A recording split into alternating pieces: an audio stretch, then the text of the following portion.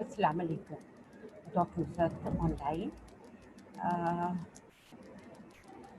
आज हम करेंगे पल्मोनरी सर्कुलेशन और we are going to start with pulmonary circulation. Pulmonary circulation जो है या लंग्स की सर्कुलेशन दो टाइप की होती है। एक is high pressure low circulation और दूसरी जो है लो प्रेशर हाई सर्कुलेशन है। So high pressure low circulation क्या होती है? ये जो है it supplies systemic arterial blood to trachea, bronchial tree और अप टू ब्रोंक्यूल्स, और supporting tissue of the lungs जो होते हैं उनको सप्लाई करता है। एडवेंटिशिया जो आउटर मोस्ट कोट होता है पल्मोनरी आर्टरीज का और वेन्स का। और उसके अलावा ब्रोंकियल आर्टरीज होती हैं। ब्रोंकियल आर्टरीज जो हैं वो थोरेसिक एओर्टा से अराइज करती हैं, निकलती हैं और ये सप्लाई करती हैं हाई प्रेशर पे।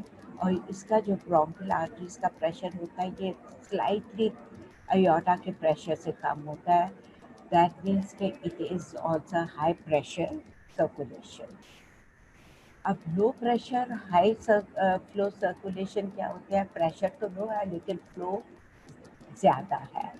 उसमें हमने पढ़ा था high pressure low circulation, pressure ज़्यादा था लेकिन सर्कुलेशन की फ्लो जो थी ब्लड की फ्लो कम थी। लो प्रेशर हाई फ्लो में जो है प्रेशर कम होता है लेकिन फ्लो जो है ब्लड फ्लो जो करता है वो ज़्यादा होता है। अब ये कहाँ पे होता है? वीनस ब्लड जो होता है from all parts of the body और जो एल्वियोलर कैपिलरीज को जाता है, जहाँ पे इस ब्लड में ऑक्सीजन जो है वो ऐड अप होती है और कार्बन डाइऑक्साइड जो है उसको रिमूव करके एल्वियोलाई में जाती है और वहाँ से वो एक्सपायर बाहर जाती है, ऑक्सीजन चली जाती है। हमारे पास दूसरी जो लो प्रेशर वाली सर्कुलेशन है वो है pulmonary artery and its arterial branches जो ब्लड कैरी करती हैं from alveolar to the alveoli for gas exchange. वहाँ पे पल्मोनरी वेन्स और पल्मोनरी वेन्स जो है वो अपना सारा ब्लड सारी बॉडी में से जो उसमें आ रहा है वो वापस लेफ्ट एट्रियम में डायरेक्टली जाता है और लेफ्ट एट्रियम से लेफ्ट वेंट्रिकल और वहाँ से वो सिस्टेमिक सर्कुलेशन में चला जाता है। अब physiological anatomy of pulmonary circulation क्या है? इसमें एनाटमी पल्मोनरी वेसल्स होती हैं। ये जब एपेक्स राइट वेंट्रिकल के एपेक्स से तकरीबन 5 सेंटीमीटर्स बाहर निकलने के बाद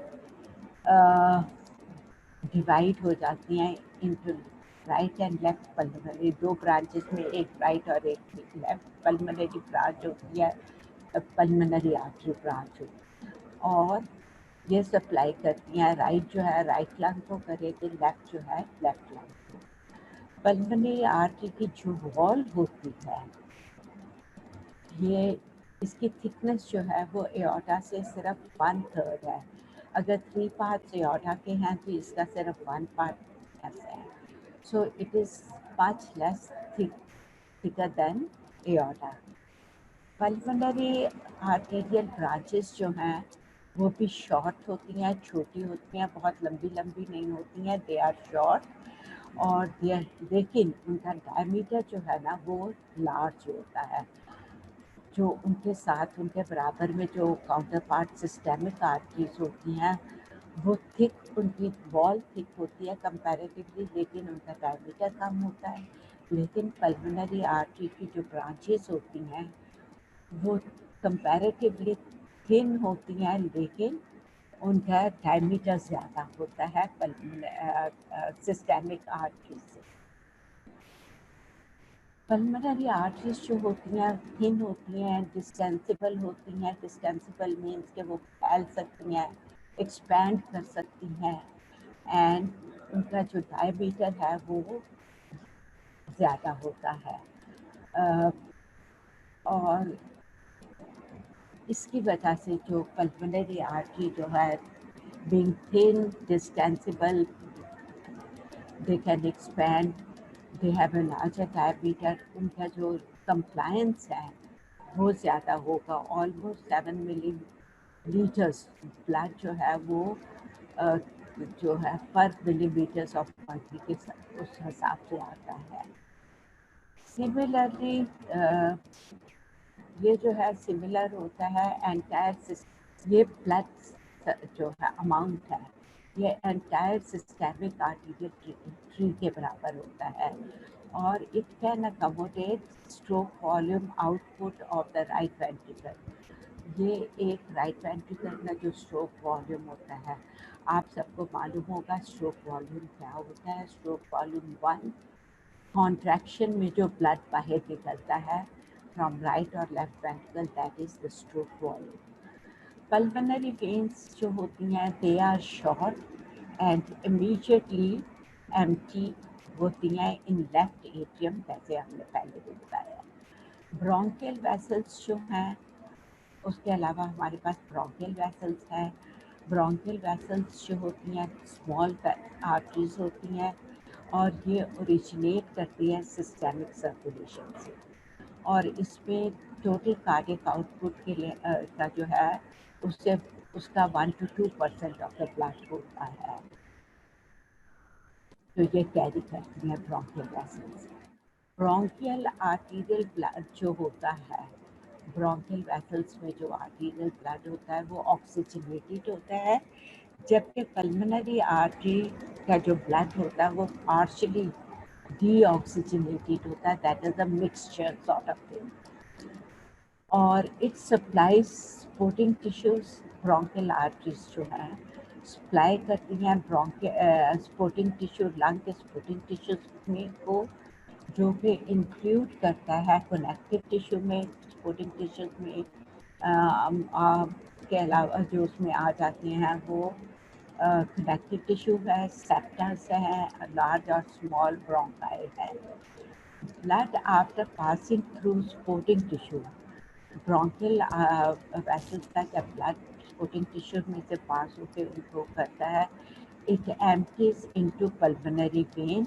पल्मोनरी वेन में एम्प्टी होता है। From pulmonary vein it directly goes to the left atrium, take care, not right atrium, it directly goes to the left atrium.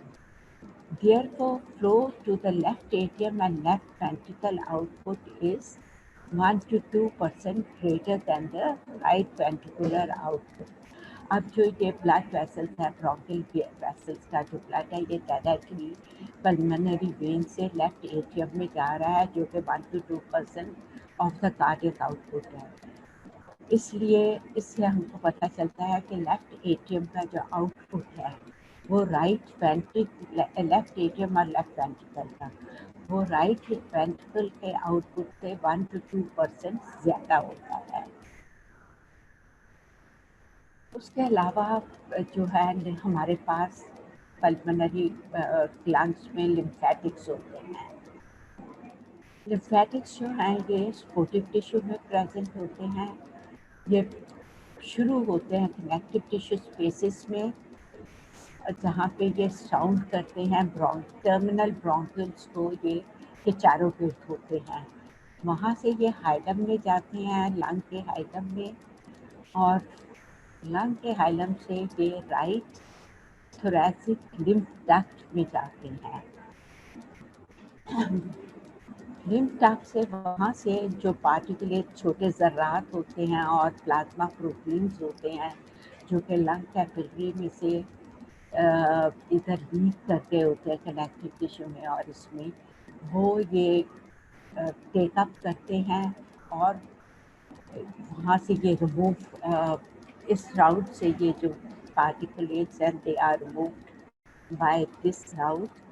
And इसका इम्पोर्टेंस क्या है, क्योंकि ये एक्स्ट्रा प्लाज्मा प्रोटीन्स और ये जो है रिमूव होने की वजह से ये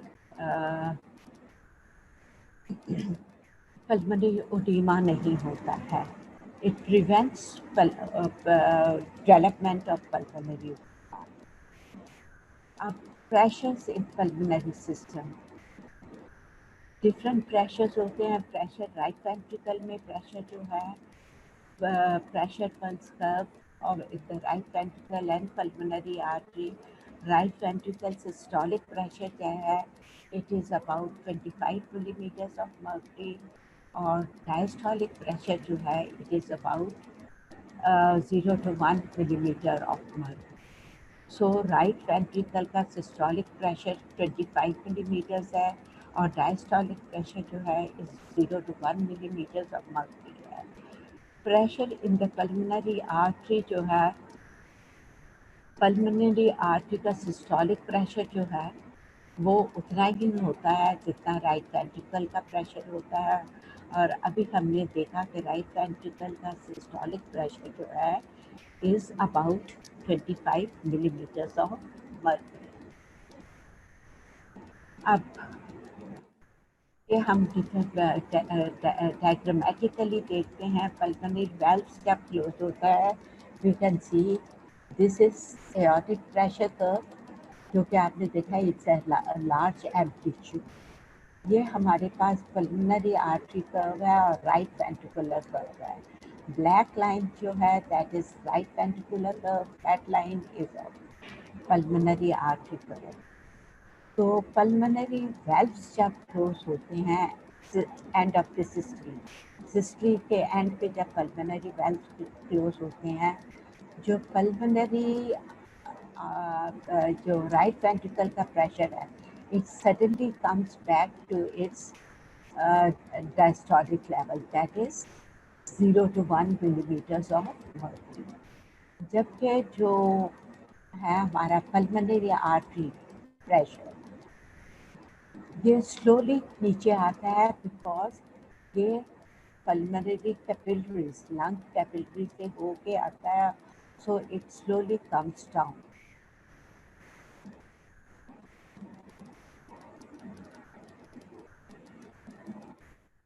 अब पल्मोनरी आर्टरी पल्सेशन, हम यहाँ पे ये डायग्राम देखते हैं. पल्मोनरी आर्टरी पल्सेशन का डायग्राम है. इसमें हम देखते हैं कि सिस्टोलिक पल्मोनरी आर्टीरियल प्रेशर जो है, it averages about 25 millimeters of mercury here. So and diastolic जो है that averages about 8 millimeters of mercury. ये हमारे पास सिस्टोलिक प्रेशर है. S stands for systolic and D stands for diastolic. Systolic 25 millimeters है, diastolic 8 millimeters है. और इसमें ये पॉइंट जो है, अगर मिड पॉइंट हम इसको ज्वाइन करें, from here we go up to this like this is 15 millimeters of mercury. और ये जो है ये हमारा मीन पल्मोनरी आर्टीरियल प्रेशर है, जो कि 15 millimeters ऑफ मर्क्यूरी होता है.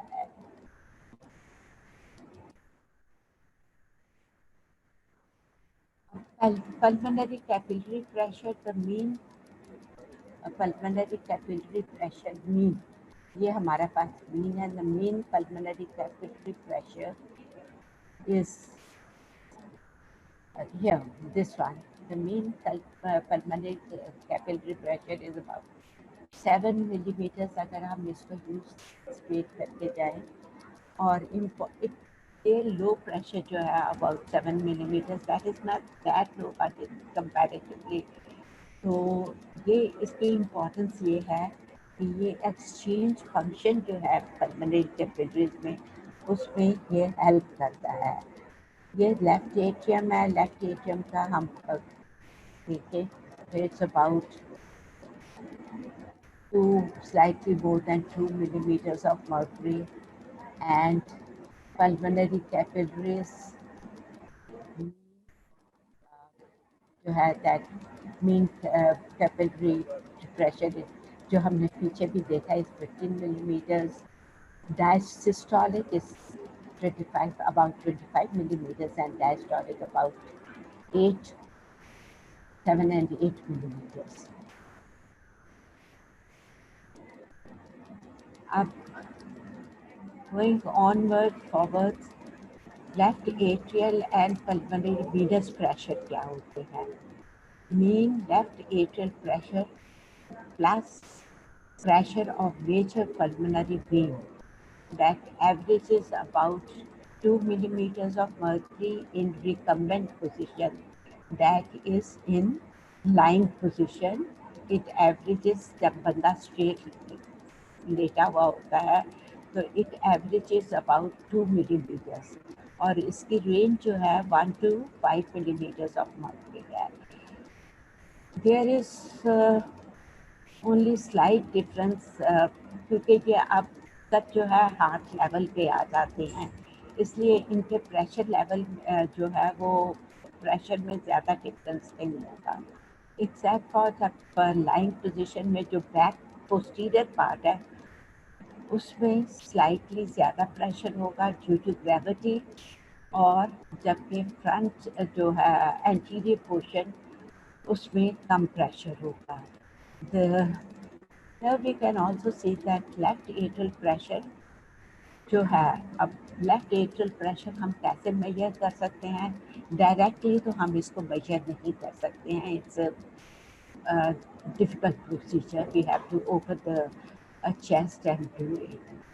तो इसलिए हम एस्टिमेटेड प्रेशर लेते हैं और जो कि बहुत मॉडरेट एक्यूरेसी के साथ, नॉट बहुत लेकिन मॉडरेटली गुड एक्यूरेसी के साथ पल्मोनरी वेज प्रेशर से हम मेजर कर सकते हैं. अब पल्मोनरी वेज प्रेशर क्या होता है? पल्मोनरी वेज प्रेशर कैसे हम मेजर करेंगे? इसमें हम एक कैथेटर लेते हैं, ए लॉन्ग कैथेटर, वो हम पेरिफेरल वेन में इंट्रोड्यूस करते हैं.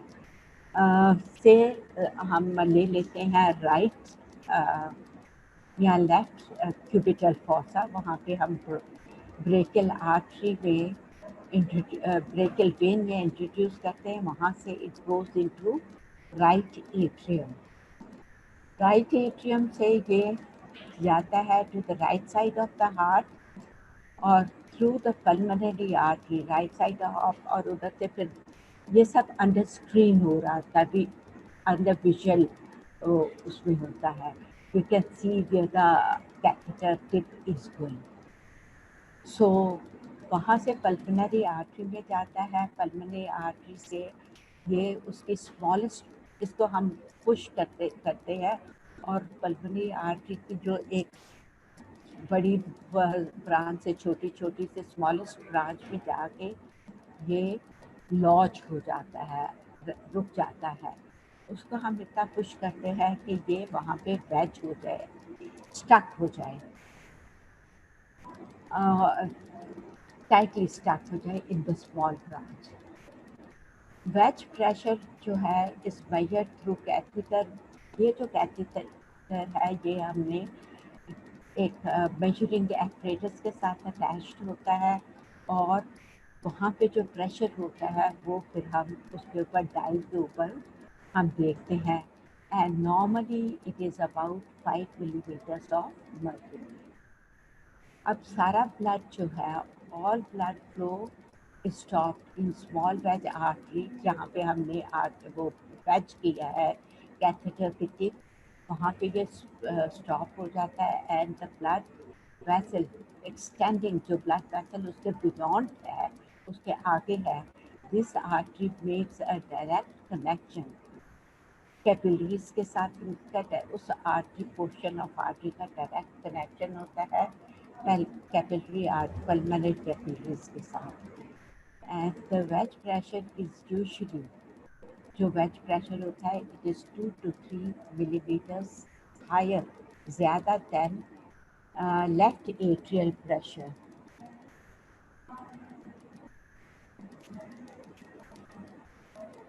Left atrial pressure, right. सो अगर left atrial, supposing left atrial pressure 2 millimetres है तो जो वेज प्रेशर है it can be 4 to 5 millimetres of mercury. तो इससे हम वो अंदाज़ा लगा सकते हैं कि लेफ्ट एट्रियम का क्या प्रेशर होगा। Minus we can minus these 2 to 3 millimeters from that, and that is the left atrial pressure. Left atrial pressure जो है राइजेस, जब लेफ्ट एट्रियल प्रेशर राइज करेगा तो वेज प्रेशर भी राइज करेगा। Supposing left atrial pressure 2 millimetre से rise किया है तो सिमिलरली जो वेज प्रेशर है वो भी, अगर वो पहले 2 मिलीमीटर्स था तो अब वो 4 मिलीमीटर हो जाएगा। Therefore, wedge pressure measurement can be used to study changes in pulmonary capillary pressure or left atrial pressure changes, जो कि congestive cardiac failure में या heart failure में होती है। CCF stands for congestive cardiac failure, इसको अगर उसमें हम congestive heart failure भी कह सकते हैं। Now, next topic is blood volume in the lungs. Lung में ब्लड वॉल्यूम कितना ब्लड होता है लंग्स में। It is about it is 450 millilitres, और ये जो है 450 मिलीलीटर्स के अबाउट 9% है टोटल ब्लड वॉल्यूम का। जैसे हमको पता है टोटल ब्लड वॉल्यूम जो होता है 5 लीटर्स वो जो होता है पर मिनट होता है, तो it is 450 milliliters. So approximately 450 milliliters का जो वो है उसमें अप्रॉक्सीमेटली 450 में से 70 मिलीलीटर ब्लड जो है वो पल्मोनरी कैपिलरीज में होता है, बाकी जो है वो आर्टरीज और वेन्स के दरमियान डिवाइडेड होता है। आर्टरीज और अब लंग्स का फंक्शन क्या है। लंग्स जो है वो रेजरवायर के तौर पे फंक्शन करती है। वाला ब्लड वॉल्यूम लंग्स में जो है can vary from half the normal to twice the normal, और इसके कॉज फिजियोलॉजिकल भी हो सकता है, पैथोलॉजिकल भी हो सकता है। हाफ द नॉर्मल का मतलब है कि 450 का हाफ या ट्वाइस द नॉर्मल का मतलब है कि 900 millilitres that of the normal. Cause physiological भी हो सकती है, पैथोलॉजिकल भी हो सकती है, एबनॉर्मल भी हो सकती है।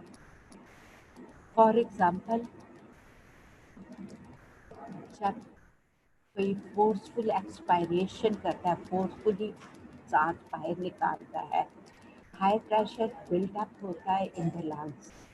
जैसे कि ये जो ट्रम्पेट ब्लो करने वाले होते हैं, ये जो बैंड में ट्रम्पेट ब्लो करते हैं, ये जब बाहर निकालते हैं तो उनका जो ब्लड फ्लो ये ऑलमोस्ट उनके जोर लगाने से हाई प्रेशर अंदर पैदा होता है लंग्स में, और 250 मिलीमीटर्स के करीब जो है ब्लड जो है वो पल्मोनरी सर्कुलेशन में से बाहर सिस्टेमिक सर्कुलेशन में आ जाता है।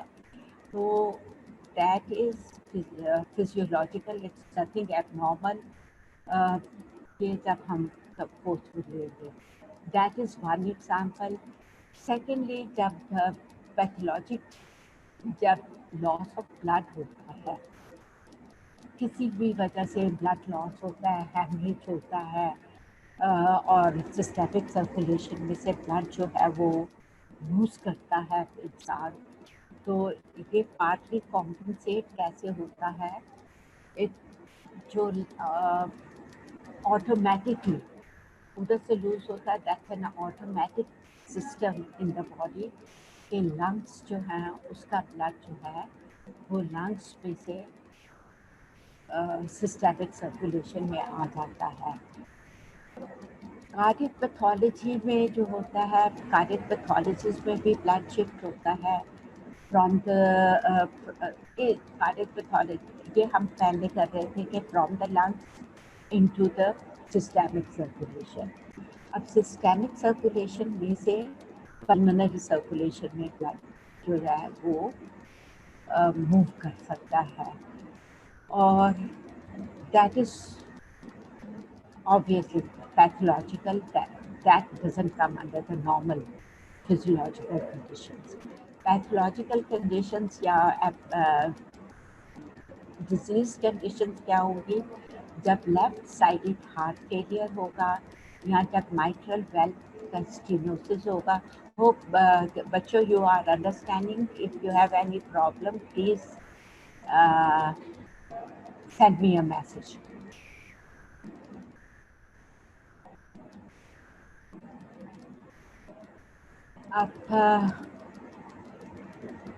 Hopefully I'm not too fast. Cardiac pathology की वजह से जो है ब्लड जो है सिस्टेमिक सर्कुलेशन से पल्मोनरी सर्कुलेशन में जा सकता है, चला जाता है। और यहाँ पे जो पैथोलॉजी है वो लेफ्ट साइडेड हार्ट फेलियर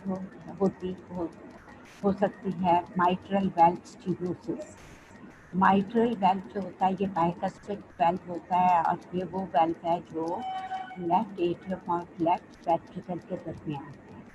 जब माइट्रल वेल्व की स्टेनोसिस होती है, स्टेनोसिस क्या होती है कि माइट्रल वेल्व जो है वो कंप्लीटली ओपन नहीं होता है, और यहाँ पे जब माइट्रल वेल्व की इनकॉम्पिटेंस होता है, जबकि माइट्रल वेल्व कंप्लीटली बंद नहीं होता।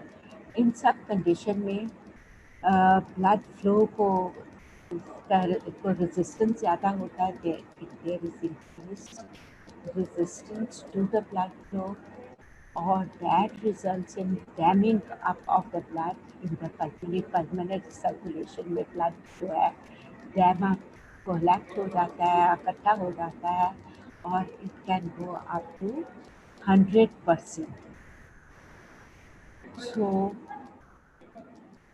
there is large amount of blood in these conditions like heart failure, left-sided heart failure, not about mitral valve stenosis, severe cases of mitral valve stenosis, mitral valve incompetence. So large increase of pulmonary vascular, जब blood ज़्यादा होगा तो pulmonary vascular pressure भी ज़्यादा हो जाएगा naturally.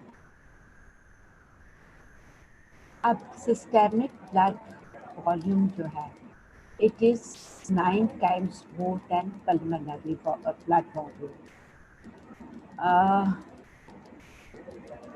Their pulmonary system is greatly affected, while mild left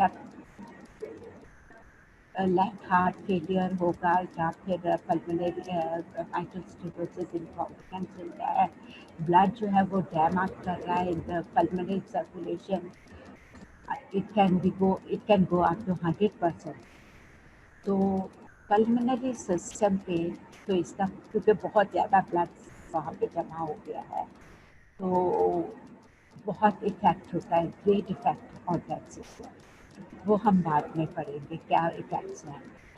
और लेकिन just 9% of blood going to the lungs, ये इतना इफेक्ट सिस्टेमिक सर्कुलेशन पे नहीं होता है इफेक्ट, लेकिन not to a great extent.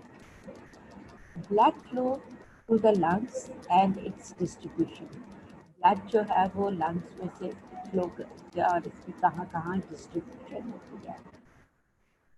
Blood flow through the lungs जो है वो उतना ही होता है ब्लड फ्लो जितना कार्डियक आउटपुट होता है। सपोजिंग 5 लीटर्स पर मिनट कार्डियक आउटपुट है तो 5 लीटर्स पर मिनट के हिसाब से ही वो लंग्स से फ्लो करेगा। Therefore, factors controlling cardiac output controls the pulmonary blood flow. Obvious कि जो फैक्टर्स कार्डियक आउटपुट को कंट्रोल करते हैं वही फैक्टर्स जो हैं वो पल्मोनरी ब्लड फ्लो को कंट्रोल करेंगे। सो पल्मोनरी वेसल्स जो हैं वो जैसे हमने पहले भी बताया they are distensible tubes. they can extend, they can expand, not extend, they can expand. वो फैल सकती हैं जब उनमें वो जब ज़्यादा ब्लड वॉल्यूम आएगा, उसमें ज़्यादा ब्लड आएगा तो वो डिस्टेंड हो जाती हैं और वो ब्लड जो ज़्यादा वॉल्यूम में आया वो उसमें समा जाता है, वो डायलेट होती हैं। डायलेटिंग और ये पल्मोनरी वेसल्स जो हैं कि ना सिर्फ डिस्टेंड होती हैं बल्कि जब ब्लड फ्लो कम हो ये नैरो भी हो जाती हैं। और इसका ताल्लुक जो है उसके जो ब्लड वेसल्स के अंदर ब्लड है उसके साथ रिलेशन है। जब ब्लड वॉल्यूम इंक्रीज करेगा वो एक्सपैंड करेंगी, डिस्टेंड करेंगी, डायलेट करेंगी।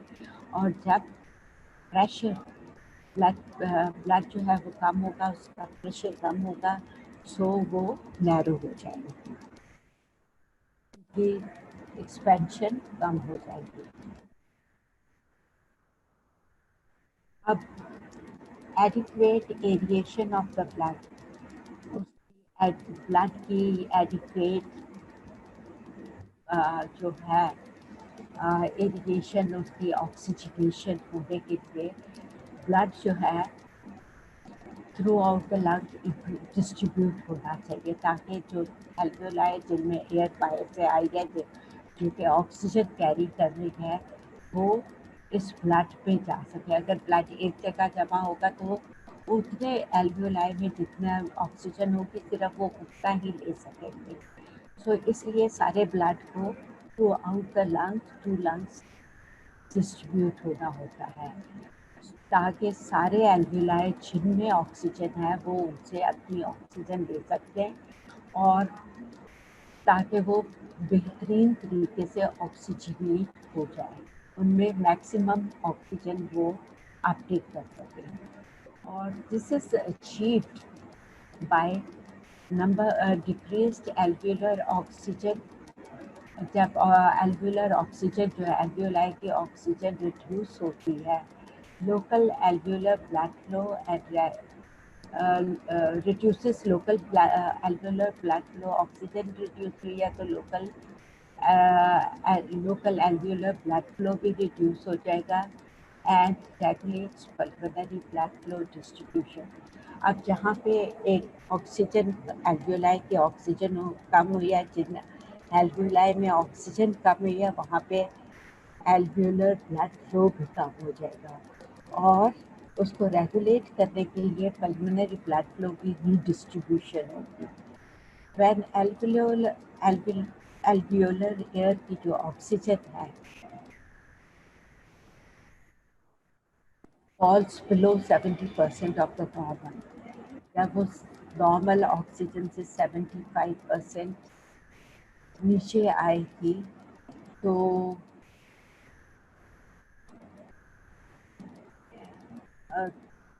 प्रेशर जो है वो अबाउट 73 मिलीमीटर्स ऑफ मर्करी होगा। पार्शियल प्रेशर ऑफ ऑक्सीजन उस टाइम हो जाएगा 73 millimetres of mercury with 70% of the normal that of the normal oxygen। तो जो एज एडजेसेंट उसके साथ जो ब्लड वेसल्स हैं वो कंस्ट्रिक्ट करेंगे, सुपर जाएगी और वैस्कुलर रेजिस्टेंस वहाँ पे इंक्रीज होगा। और ये जो वैस्कुलर रेजिस्टेंस इंक्रीज होगा वो 5 फोल्ड होगा, बहुत ज़्यादा होगा, 5 मरतबा ज़्यादा होगा जो आम वैस्कुलर रेजिस्टेंस से। तो उसी हिसाब से फिर ब्लड फ्लो जो है वो कम हो जाएगा। And at extremely low oxygen levels, ये जो है एट जो 5 फोल्ड्स वैस्कुलर रेजिस्टेंस इंक्रीज करता है। नॉर्मली 70% पे तो वो इंक्रीज करेगा, लेकिन जब हमारे पास प्रेशर जो है 2 मिलीमीटर्स ऑफ जो ऑक्सीजन लेवल जो है वो बहुत लो चली जाएगी तो फिर इट कैन द रेजिस्टेंस जो है वो 5 वोल्ट्स तक इंक्रीज कर सकता है। Now this is exactly opposite, ये exactly opposite है जो कि सिस्टेमिक वेसल्स में होता है। हमने यहाँ पे देखा कि जब ऑक्सीजन जो है लेवल लो हो गई है तो पल्मोनरी वेसल्स जो हैं वो कंस्ट्रिक्ट हुई है, वो सिकुड़ गई है और ब्लड रेजिस्टेंस जो है, flow resistance to the blood जो है वो इंक्रीज कर गया है। और जितना ज़्यादा ऑक्सीजन लो होगी उतने ज़्यादा जो है रेजिस्टेंस इंक्रीज करेगा। जबकि सिस्टेमिक वेसल्स में जो है इसके बिल्कुल ऑपोजिट होता है। सिस्टेमिक वेसल्स में ब्लड वेसल्स कंस्ट्रिक्ट नहीं करती हैं बल्कि डायलेट कर जाती हैं, ताकि जिन एरियाज में ब्लड कम है, ऑक्सीजन कम है, ये जब एक्सपैंड करेंगी तो more blood is going to flow, उसमें ये उस लेवल से ज़्यादा ब्लड फ्लो करेगा क्योंकि रेजिस्टेंस कम है। सो उस लेवल पे, उस पोर्शन पे ज़्यादा ऑक्सीजन वो पिकअप करेगी। Now, how does this vasoconstriction is caused because of low oxygen? ये fully understood नहीं है, इसकी पूरी वजह नहीं समझ अभी तक आई। मे भी हो सकता है लो ऑक्सीजन कंसंट्रेशन की वजह से स्टिमुलेशन जो है, स्टिमुलेशन होती है और ये जो है ये वेसोकंस्ट्रिक्टर सब्सटेंसेस, लो ऑक्सीजन लेवल, लो ऑक्सीजन कंसंट्रेशन स्टिमुलेट करेगा और द वेसल्स वहाँ से ये वेसोकंस्ट्रिक्टर सब्सटेंस रिलीज होगा, या तो वेसोकंस्ट्रिक्टर सब्सटेंस रिलीज होगा या वेसोडाइलेटर सब्सटेंस जो है उसकी रिलीज में कमी आएगी। वेसोडाइलेटर सब्सटेंस जो है लाइक नाइट्रिक ऑक्साइड जहाँ भी होगा वहाँ पे वेसोडाइलेटेशन, राइट। स्टडीज जो हैं वो हमको ये बताती हैं, ये सजेस्ट है, नंबर 1 हाइपॉक्सिया जो है वो डायरेक्टली उसकी वजह से वेसोकंस्ट्रिक्शन होती है।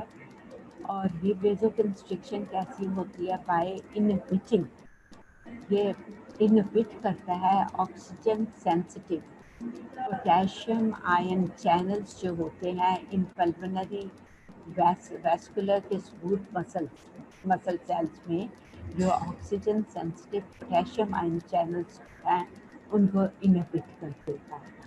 उसका मैकेनिज्म क्या है कि low oxygen, partial pressure of oxygen जो है ये इन चैनल्स को, जो कि oxygen sensitive potassium ion channels हैं, इनको ब्लॉक करेगा। जब ये ब्लॉक होंगे तो डीपोलराइजेशन होगी सेल मेम्ब्रेन की, डीपोलराइजेशन होगी और उसके साथ हमारी कैल्शियम चैनल्स की एक्टिवेशन होगी। कैल्शियम चैनल जो है एक्टिवेट होंगे। जब कैल्शियम चैनल एक्टिवेट होंगे तो कैल्शियम का इन्फ्लक्स होगा और it will go into the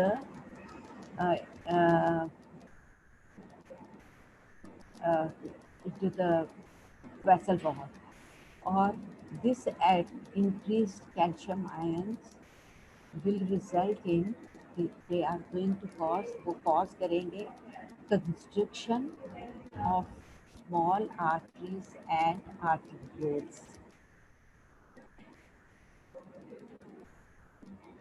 अब increased pulmonary vascular resistance because of low oxygen concentration functions to distribute, इसका function क्या है? increased vascular resistance लो ऑक्सीजन की वजह से ये ब्लड फ्लो को रीडिस्ट्रीब्यूट करता है, दोबारा डिस्ट्रीब्यूट करता है, और it is more effective if some alveoli are over ventilated.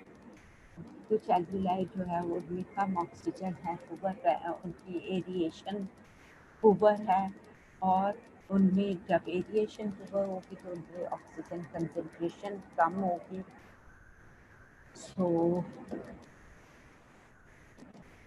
तो जब ऑक्सीजन कंसंट्रेशन हाइपॉक्सिया होगा तो लोकल वहाँ के जो ब्लड वेसल्स हैं वो कंस्ट्रिक्ट कर जाएंगे, ब्लड वेसल्स कंस्ट्रिक्ट कर देंगे तो ब्लड फ्लो थ्रू द वहाँ पे अब रेजिस्टेंस ब्लड फ्लो को है, ब्लड फ्लो कम हो रहा है, वो ब्लड फ्लो जो है going to the other areas, वहाँ से वो दूसरे एरियाज में लंग पे जा रहा है, और जो कि बेटर एरिएटेड, जहाँ पे ऑक्सीजनेशन एरिएशन जो वो अल्वियोलाई की है वो ज़्यादा अच्छी है, ताकि वहाँ से ब्लड जो है वो ज़्यादा ऑक्सीजन पिक करे और आगे जाके टिश्यूज़ को सप्लाई करते, उनकी न्यूट्रिशन पूरी करे। दिस इज़, और ये जो है ये ऑटोमेटिक कंट्रोल सिस्टम है ऑफ ब्लड डिस्ट्रीब्यूशन का जो है, this is automatic control system of blood distribution of pulmonary areas in proportion to their alveolar oxygen pressure. So ये ऑटोमेटिकली ये सारा होता है। जब एक जगह में रिपीटिंग, जब एक जगह में जो एल्वियोलाई है उसमें ज़्यादा ऑक्सीजन नहीं है, वहाँ की जो हाइपोक्सिया की वजह से वहाँ के जो वेसल्स हैं वो कंस्ट्रिक्ट कर जाएंगी, वहाँ का जो ब्लड है जहाँ पे ज़्यादा एरिएशन, जिन एल्वियोलाई में ज़्यादा ऑक्सीजन है, जिन एल्वियोलाई की ज़्यादा एरिएशन हुई है, जिनमें ज़्यादा है, वो वहाँ पे वो ब्लड डिस्ट्रीब्यूट हो जाएगा ताकि वो वहाँ से ज़्यादा अमाउंट में ऑक्सीजन पिक करें और ज़्यादा अमाउंट में वो दूसरे जाके तो सिस्टेमिक सर्कुलेशन के थ्रू टिश्यूज़ को सप्लाई करें।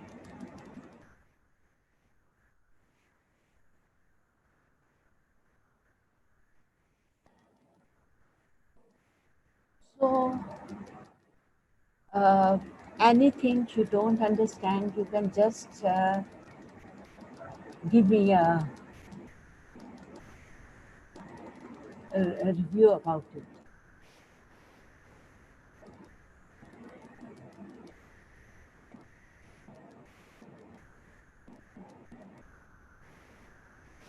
Because for today that's all. और we can अगर आपको कोई चीज़ समझ नहीं आई, please give me call or give back me some message so that I can know that आपको कौन सा पोर्शन जो है वो समझ नहीं आया।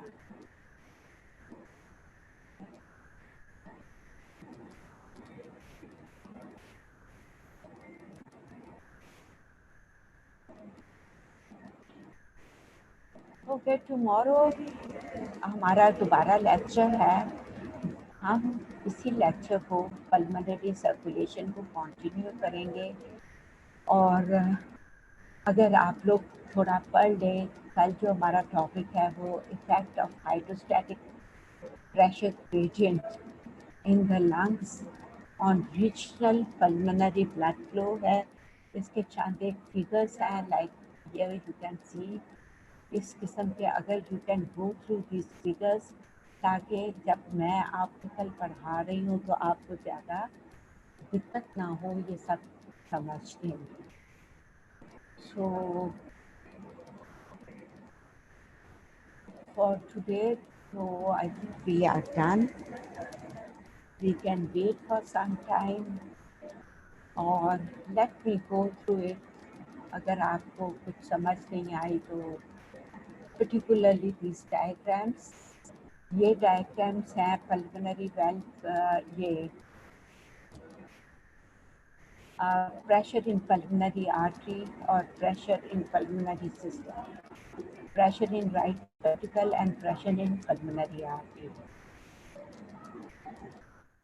यहाँ पे हम आप ये देख रहे हैं कि ये जो है ऊपर का ग्राफ जो है, तो directly we don't have, just ये सिर्फ कंपैरिजन के लिए है कि एओर्टा में कितना हाई प्रेशर होता है।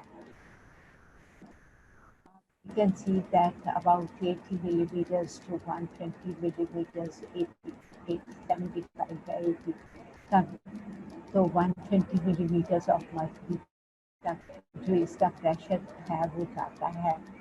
और on contrary pulmonary ventricle, right ventricle में पल्मोनरी आर्टरी में प्रेशर्स आयोटी के निस्बत बहुत लो होते हैं। पल्मोनरी आर्टरी और पल्मोनरी आर्टरी और राइट वेंट्रिकल में प्रेशर, सिस्टोलिक प्रेशर जो है is about 25 millimetres of mercury. Right ventricle का जो प्रेशर होता है वो ये राइट आर्टरी का प्रेशर होता है। राइट वेंट्रिकल का प्रेशर 25 मिलीमीटर्स ऑफ मर्क्यूरी है। सो राइट आर्टरी का प्रेशर जो है it is also 25 millimetres of mercury. That is systolic pressure. Diastolic pressure जो है राइट एट्रियम का जो है diastolic pressure on closure of the valves, right atrial pressure spontaneously comes down to its baseline level, or that is diastolic, and while the right artery, pulmonary artery का जो pressure है जो slowly back आता है, क्योंकि जो उस time lungs capillary में ब्लड जो है लंग कैपिलरीज में परफ्यूज कर रहा था और slowly it comes out of it and comes down. Or here we can see the right pulmonary artery pressure. Diastolic pressure is about 8 millimeters of mercury. That is one. और हमारे पास क्या था ये पल्मोनरी आर्टरी की pulsation है।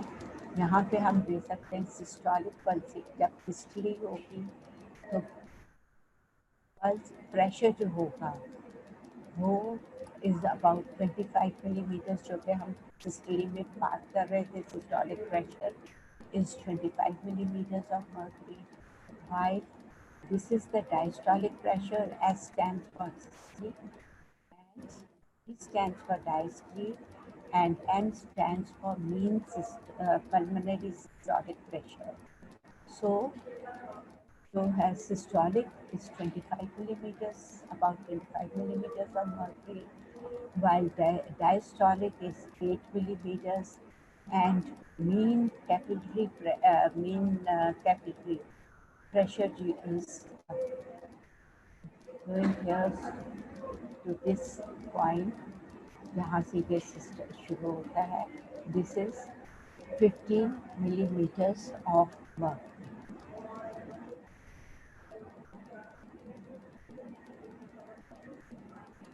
ये जो है ये हमारा पल्मोनरी कैपिलरी प्रेशर है. ये पल्मोनरी कैपिलरी प्रेशर है. यहाँ पे हम देखें, यहाँ पे कैपिलरीज आ जाती है हमारी. तो यहाँ पे जो प्रेशर है, अगर इसको हम बिल्कुल स्ट्रेट लाइन में ले आए, it is about 7 millimeters of mercury. और इसका फ़ायदा फॉर द एक्सचेंज फंक्शन जो होता है पल्मोनरी का, उसमें हेल्प्स आउट.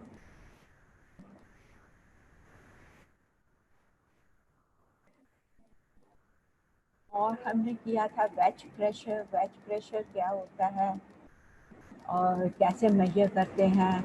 हम पेरिफेरल आर्टरी से डालते हैं एक कैथेटर, पेरिफेरल वेन से, not artery. Catheter is a long tube catheter जो कि हम पेरिफेरल वेन से इंट्रोड्यूस करते हैं वहाँ से, और that is all under the screen, so that we can see catheter की टिप कहाँ कहाँ जा रही है.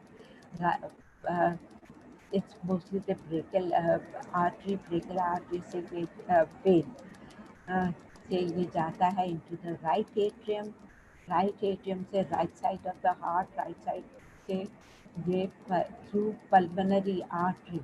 अब ये पहले वेन की अब आर्टरी है. पल्मोनरी आर्टरी से ये जो पल्मोनरी आर्टरी की ब्रांचेस हैं उनमें से एक स्मॉल ब्रांच में जब हम करते हैं तो एक स्मॉल ब्रांच में चली जाती है, बड़ी से स्मॉल में, स्मॉल से स्मॉलर में, लाइक दैट.